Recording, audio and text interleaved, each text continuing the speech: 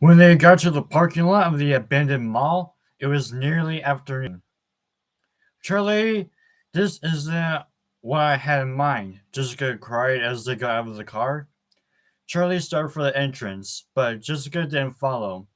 When Charlie turned, she was leaning against the car with her arms crossed.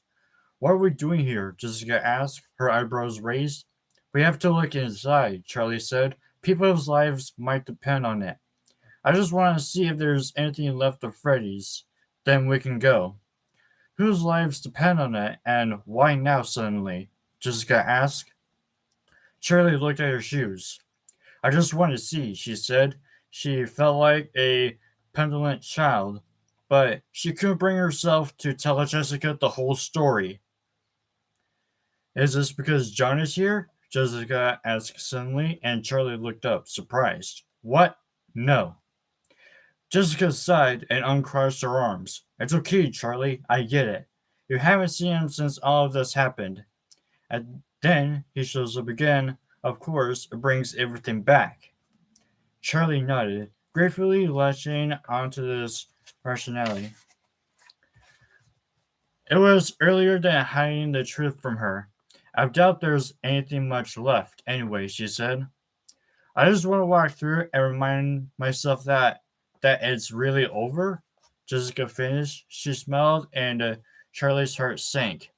It's really, really not over. She forced a smile. Something like that. Charlie walked quickly through the mall, but Jessica lagged behind. The place felt entirely different. Sunlight poured in through massive gaps in the unfinished walls and ceilings. Shafts of light shifted between smaller cracks and splashed against stacks of concrete slabs. Charlie could see moths, maybe butterflies, hovering at the windows, and as they passed through the empty halls on their way to Freddy's, she could hear birds chirping. The deathly quiet she remembered. The overpowering sense of dread was gone. Yet, Charlie thought as she glanced at the half constructed storefronts, it still felt haunted, maybe even more than before. It was a different kind of haunting, not frightening. But Charlie had the sense that something was present, like stepping onto hollow ground. Hello, Charlie said softly, not sure whom she was addressing. Do you hear something? Jessica slowed her pace. No, it feels smaller. Charlie gestured as the open mouths of the never opened department stores and the end of the hall ahead. It seemed so intimidating last time. It actually seems kind of peaceful. Jessica spun in place, enjoying the air from outside, which was flowing freely through the empty spaces. Jessica followed Charlie through the doorway and they stopped dead, blinded by bright sunlight. Freddy's had been torn apart. Some of the walls still stood, the far end looked almost intact, but in front of her was a veil of debris. Old bricks and broken tiles were strewn in the dirt. The two of them stood now on a slab of concrete that lay baking in the sun. The passage inward, along with the entire side wall of the restaurant, was gone. The walls and ceiling were just a line of rubble against the trees.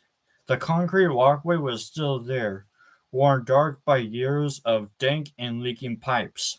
So much for Freddy's, Jessica said in a hushed voice, and Charlie nodded. They made their way through the debris. Charlie could make out where the main dining room had been, but everything was gone. The tables and chairs, the checkered cloths, and the parlor hats had been removed. The merry-go-round had been ripped out, leaving nothing but a hole in the floor and some stray wires. The stage itself had been assaulted, though not removed.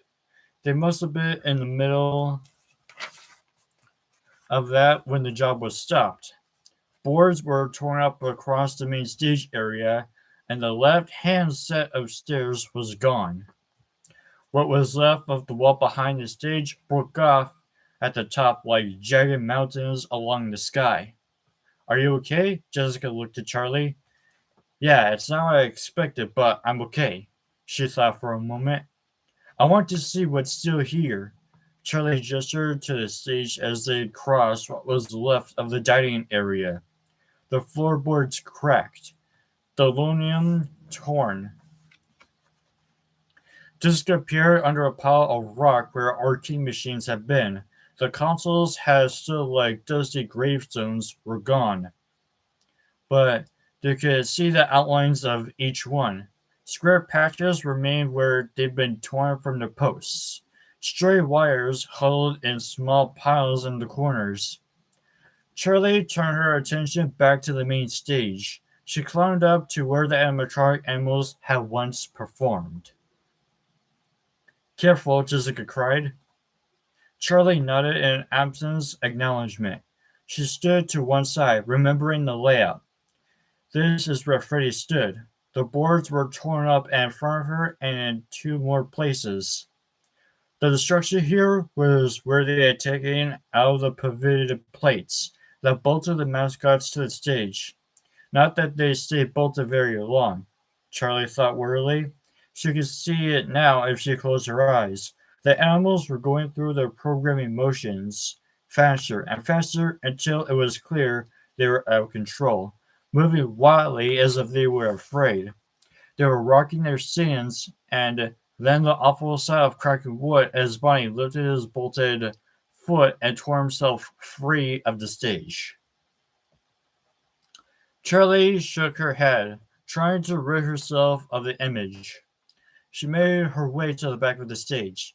The lights were all gone, but a skeleton of exposed beams crisscrossed the open sky where the lights had been.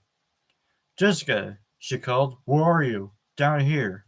She followed the sound of the girl's voice. Jessica was crouched in the place where the control room had been, peering into the gap under the stage. Nothing? Charlie asked, not sure what answer she was hoping for. It's been good, Jessica said. No monitors, nothing. Charlie climbed down beside her and they peered in together. This is where we were trapped last time, Jessica had quietly. Me and John, there was something at the door and the lock caught.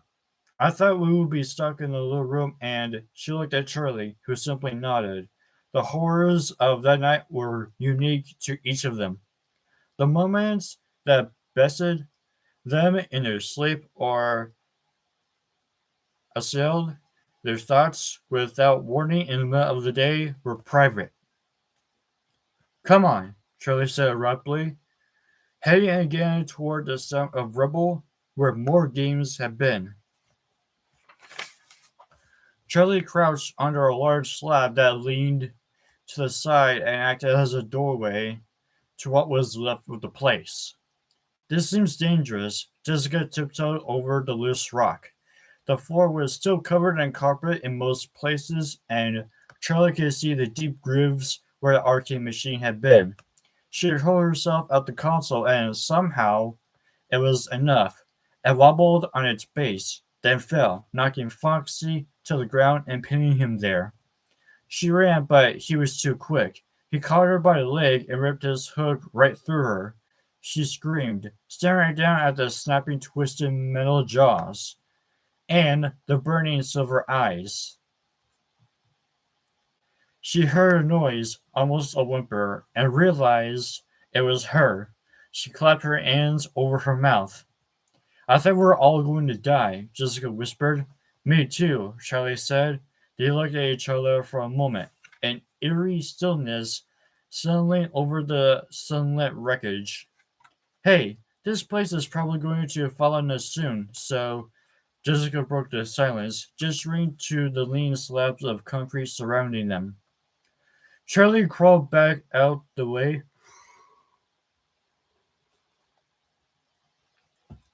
They came and stood up.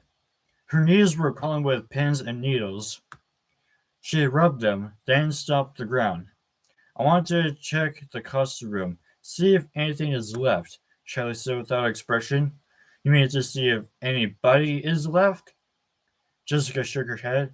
I have to know. Charlie gave her jeans a final brush and started off toward it. The room stuck out of the rubble alone and intact.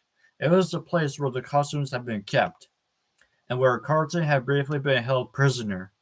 Charlie cautiously poked her head inside, studying the physical details around her. The chipped paint on the wall, the carpet had someone had begun to tear up but left unfinished. I don't think about last time. Don't think about last time what happened here. She let her eyes adjust a moment longer, then went inside.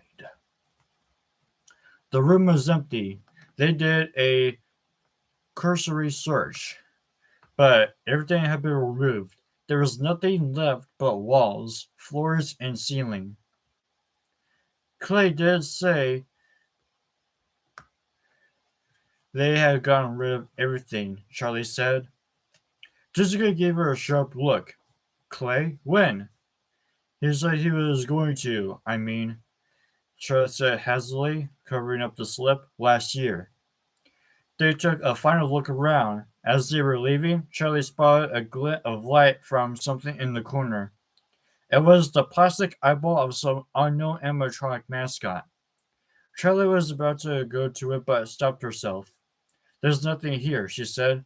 Not waiting for Jessica, she headed back through the debris, looking down at her feet as she stepped over bricks and stones and shattered glass.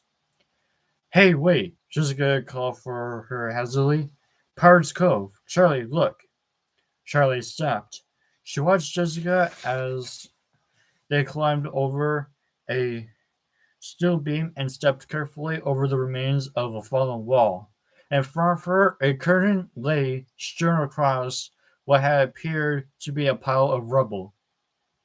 Charlie followed her, and when she caught up, she could see that the curtain concealed a gap in the ruins.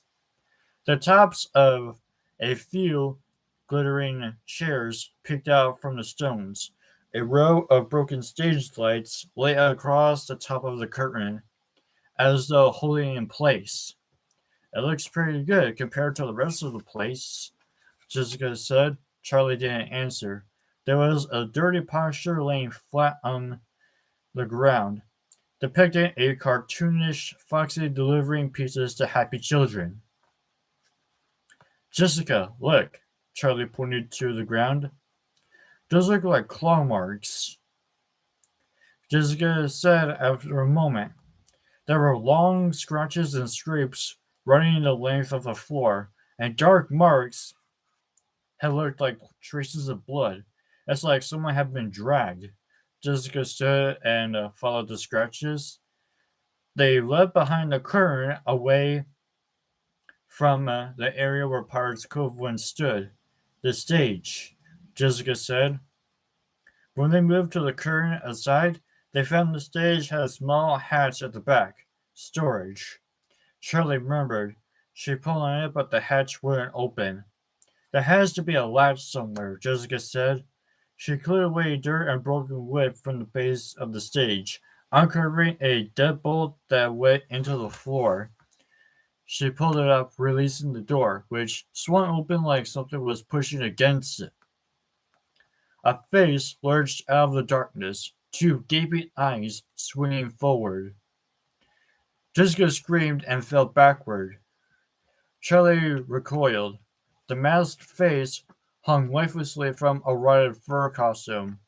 An entire mascot suit was inside, crammed into a space much too small for it.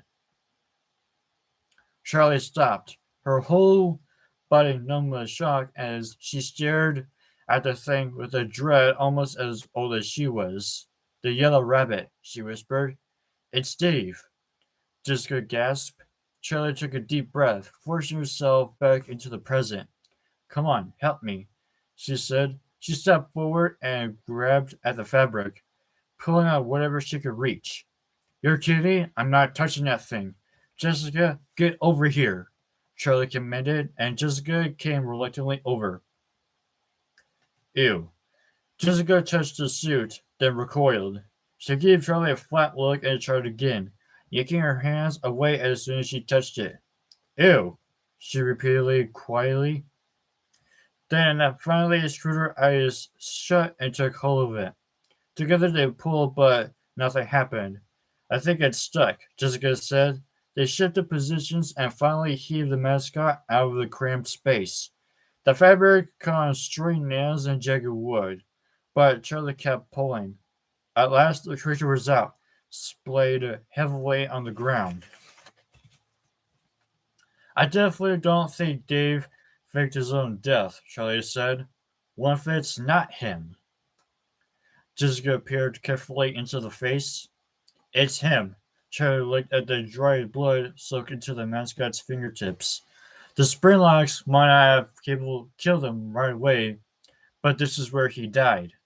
They could see Dave's body through the gaps in the costume, and the wide carved eyes of the mascot head showed through to his face. His skin was desiccated and shriveled. His eyes were wide open, his face expressionless and discolored. Shirley moved closer again. Her initial shock had passed, and now she was curious to see more of him. She probed carefully at first, encased himself with the springlocks, and side might still be waiting to snap, but it was clear that they already had done their damage. The locks had been driven so deeply into his skin that the pieces of each were flush against his neck. They looked like a part of him. Charlie studied the chest of the costume. There were large tears in the yellow fabric, which had gone green and pink with mold and patches. She grabbed hold of the sides and pulled the gap open as wide as she could. Jessica watched, fascinated, her hand over her mouth. Skewers of metal protruded through his entire body, dull and crusted with his blood. And there were complex parts, twisted knots of gore with many layers of machinery that stuck out from his body. The suit's fabric was stiff with blood too, yet the man didn't seem to have rotted despite the year had passed. It's like he's fused with the suit, Charlie said. She took out the mascot head, trying to pull it off, but gave up quickly. The gaping eyes stared at her, behind which was the dead man's face, with the light directly on him. Dave's skin appeared sickly and discolored. Charlotte felt a sudden rush of nausea. She pulled back from the corpse and looked up at Jessica. So, now what? Jessica said. Do you want to give him a foot massage too? She abruptly turned her head away, gagging at her own joke. Listen, I have class in, Charlie choked to Roch. About an hour. Do you still want to do some shopping? Why can't I have normal friends? Jessica groaned.